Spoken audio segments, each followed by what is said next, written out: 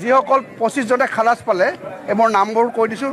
1 number Biju Basumatary, 2 number ধন্দা মেছ, সৰুকণ স্বৰ্গীয়াৰী, ৰাম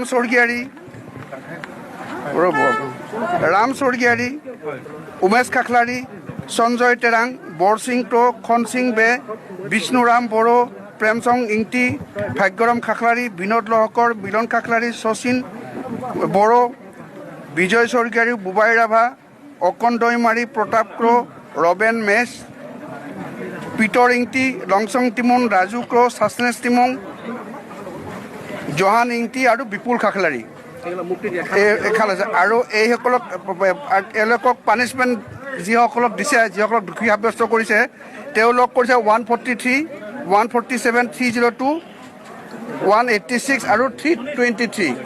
আৰু যিসকলৰ দোষী সাব্যস্ত হৈছে বিশ্বৰাম স্বৰ্গীয়াৰী, পানথেং বসুমতাৰী, আলফাজছ টিমুং, ইনচেণ্ট ইংটি, ৰায়বং টিমুং, ৰত্নেশ্বৰ টেৰাং, ফুকন লেকটে, আনছ টিমুং, প্ৰেছ টিমুং, ৰূপ সিং ক্ৰ, ধন মেছ, বাবু সিং ক্ৰ, বিক্ৰম হানছে, চিকাৰী ৰংপি, বাবু ৰংপি, বিদ্যাৰ সিং ৰংপি, মইন সিং ক্ৰ, দিব্যজ্যোতি বসুমতাৰী, ৱাৰেছ ৰংপি আৰু অন্দা মেছ।